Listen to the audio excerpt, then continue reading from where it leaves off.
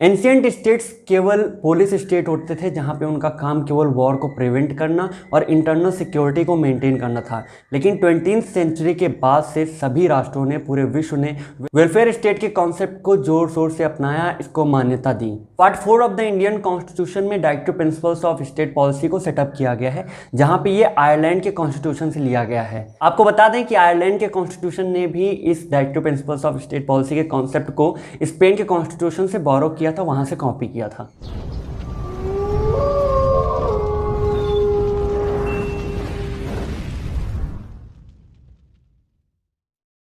Doctor Bhimrao Ambedkar ji के अनुसार directive principles वो नोवेल फीचर्स हैं जो स्टेट या लेजिस्लेचर पॉलिसी बनाते टाइम या लॉ बनाते टाइम उनको ध्यान में रख के बनाएगा, इन गाइडलाइंस के, इन ऑब्लिगेशंस के अनुरूप ही बनाएगा, इनके अनुसार बनाएगा। संविधान के बनने के टाइम नेहरू रिपोर्ट और उसके बाद सप्रू रिपोर्ट, देन उसके बाद बी.एन. राव की रिकमेंडेशंस के बाद में इंडिविजुअल राइट्स को दो पार्ट्स में डिवाइड करने की बात कही गई। पहले राइट्स को हम जस्टिफिएबल के नाम से जानते हैं और दूसरे को नॉन जस्टिफिएबल। जस्टिफिएबल राइट्स वो राइट्स होते हैं जो कि कोर्ट में एनफोर्सिएबल होते हैं और उनकी इन्फ्रिंजमेंट की अवस्था में आप कोर्ट्स को अप्रोच कर सकते हैं। वहीं पे नॉन जस्टिफिएबल राइट्स वो राइट्स होते हैं जो कि एनफोर्सिएबल इन कोर्ट्स नहीं होते और उनकी इन्फ्रिंजमेंट की अवस्था में आप कोर्ट्स को अप्रोच नहीं कर सकते। इंडियन कॉन्स्टिट्यूशन में जस्टिफिएबल राइट्स को फंडामेंटल राइट्स के रूप में रखा गया और नॉन जस्टिफिएबल राइट्स को directive principles of state policy के अंदर में रखा गया। इससे पहले हम इस अध्याय को शुरू करें, इसके पहले हम जान लेते हैं कि फंडामेंटल राइट्स और directive principles of state policy में अंतर क्या है। तो मेरे सबसे पहला अंतर यह है कि फंडामेंटल राइट्स बेसिक इनएलाइनेबल राइट्स हैं जिन्हें व्यक्ति से अलग नहीं किया जा सकता, जबकि directive principles of state policy एक तरह से ऑब्लिगेशन है, पॉजिटिव ऑब्लिगेशन, एक गाइडलाइन की तरह स्टैब्लिश किए गए हैं। दूसरी बात, फंडामेंटल राइट्स के इन्फ्रिंजमेंट के कंडीशन में आप कोर्ट को अप्रोच कर सकते हैं, जबकि directive principles of state policy के इन्फ्रिंजमेंट की अवस्था में आप कोर्ट को अप्रोच नहीं कर सकते। तीसरी बात, fundamental rights enforceable in court हैं और directive principles of state policy enforceable in courts नहीं हैं। चौथी बात, फंडामेंटल राइट्स नेगेटिव कॉन्सेप्ट को कंसिस्ट किए हुए हैं और वहीं पे directive principles of policy positive obligation को कंसिस्ट करती है। और सबसे आखिरी और महत्वपूर्ण बात कि फंडामेंटल राइट्स जो हैं वो इंडिविजुअल वेलफेयर के बारे में बात करते हैं, जब directive principle of state policy public welfare की बात करती है। अब अगर हम बात करें directive principles of state policy के क्लासिफिकेशन की, तो इनको हम तीन पार्ट्स में डिवाइड कर सकते हैं। सबसे पहला पार्ट सोशलिस्ट प्रिंसिपल, दूसरा गांधीयन प्रिंसिपल्स और तीसरा लिबरल इंटेलेक्चुअल प्रिंसिपल्स। तो हम बात करते हैं अपने सबसे पहले क्लासिफिकेशन की, जो कि सोशलिस्ट प्रिंसिपल्स बेस पे है, जिनके अंतर्गत में ये सारे आर्टिकल्स आते हैं। डिवीजन के अंतर्गत जितने भी राइट्स, जितने भी प्रोविजन सेटअप किए गए हैं वो सोशलिज्म की आइडियोलॉजी को कंसिस्ट करते हुए उसके अनुरूप सेटअप किए गए हैं।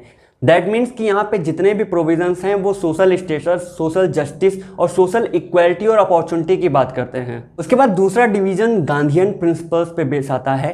ये पूरा प्रिंसिपल गांधी जी की आइडियोलॉजी, उनके जो भी स्पिरिट थे, उनके थॉट, उनके पूरे जीवन की जो कमाई थी उन पे बेस है। गांधी जी भारत को कृषि व्यवस्था पर आधारित अर्थव्यवस्था बनाना चाहते थे, जहाँ पे वो भारत के जो ग्रामीण क्षेत्र हैं उनके विकास की बात करते थे। प्रेजेंटली हमारे प्रधानमंत्री जी भी लोकल पे वोकल की बात करते हैं और ये भी गांधीयन प्रिंसिपल्स का भी एक हिस्सा है।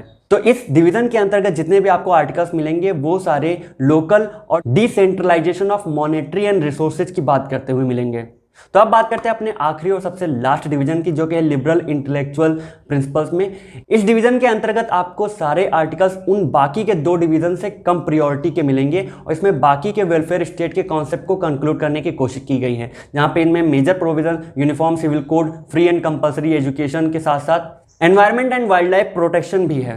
तो अगला प्रश्न ये उठता है कि जब ये प्रोविजन, ये आर्टिकल इतने अच्छे, इतने वेलफेयर स्टेट की कॉन्सेप्ट अवधारणा को कंसिस्ट किए हुए हैं, तो इन्हें आखिर एनफोर्सिएबल क्यों नहीं बनाया गया, इन्हें जस्टिसिएबल क्यों नहीं बनाया गया? तो कॉन्स्टिट्यूशन मेकर्स का ये कहना था, तो उस टाइम पे हमारे देश के सामाजिक, आर्थिक और कुछ बाकी के हालात कुछ सही नहीं थे, इसलिए उन्हीं राइट्स को जस्ट एनफोर्सिएबल बनाया गया, जो कि हमारे राष्ट्र के डेवलपमेंट और वहाँ के रहने वाले नागरिकों के ग्रोथ के लिए बहुत आवश्यक थी, जैसे कि हमारे फंडामेंटल राइट्स। अब अगर हम डीपीएसपी के एनफोर्सिएबिलिटी की बात करें तो इसको हम केवल एक छोटे से लीगल मैक्सिम, जो कि वोक्स पॉपुली है, उसके अंतर्गत समझ सकते हैं। वोक्स पॉपुली का मतलब होता है वॉइस ऑफ द पीपुल्स, अर्थात डीपीएसपी की एनफोर्सिएबिलिटी की पावर के पीछे जो हाथ है वो हम लोगों का है, पब्लिक ओपिनियन का है। क्योंकि भारत एक डेमोक्रेटिक कंट्री और यहाँ के प्रशासन कार्यों को चलाने वालों को चुनने का काम हम लोगों का है, भारत के आम पब्लिक का है, सिटीजन्स का है। इसलिए वो लोग हमारे लिए रेस्पॉन्सिबल होते हैं। अगर उन्हें अगली बार फिर से इलेक्शन में खड़ा होना है, उन्हें जीतना है, उन्हें सरकार बनानी है, तो उन्हें हमारे अनुरूप काम करना ही पड़ेगा। तो अब पॉइंट आता है कि अगर directive principles of state policy और फंडामेंटल राइट्स में कोई कॉन्ट्रडिक्शन हुआ, कोई विरोधाभास हुआ, तो उस कंडीशन में किसे ज़्यादा प्रायोरिटी दी जाएगी। तो इस केस में आपको 3 केसेस जान लेना इंपॉर्टेंट है। सबसे पहला केस आता है स्टेट ऑफ मद्रास वर्सेस चंपाकम दोराईराजन का केस, जिसमें एक तरह से directive principles of state policy को फंडामेंटल राइट से ज्यादा प्रायोरिटी दी गई। उसके बाद गोलकनाथ और केशवानंद भारती के केस में फंडामेंटल राइट्स को डायरेक्टिव प्रिंसिपल्स से ज्यादा प्रायोरिटी देते हुए यह कहा गया कि अगर इन दोनों के बीच में कभी भी विरोधाभास आता है तो हम लोग फंडामेंटल राइट्स को ज्यादा मान्यता देंगे, इनको ज्यादा वरीयता देंगे, क्योंकि ये इंडिविजुअल फ्रीडम को, उनके वेलफेयर को सिक्योर करते हैं। और इसके बाद सबसे लास्ट में हम बात करते हैं कि इन directive principles of state policy का इंप्लीमेंटेशन किन किन एक्ट्स में हुआ। तो वो सारे एक्ट्स आपको यहाँ पे देखने को मिल जाएंगे। इन सारे एक्ट्स में आपको डायरेक्टिव प्रिंसिपल्स के सारे प्रिंसिपल और उनकी स्पिरिट देखने को मिल सकते हैं। आई होप आज आपको directive principles of state policy के मेन प्रोविजंस, क्लासिफिकेशन और बाकी की चीज़ें समझ में आई होंगी। कॉन्स्टिट्यूशन से रिलेटेड बाकी वीडियो के लिए बने रहिए हमारे साथ। नमस्कार।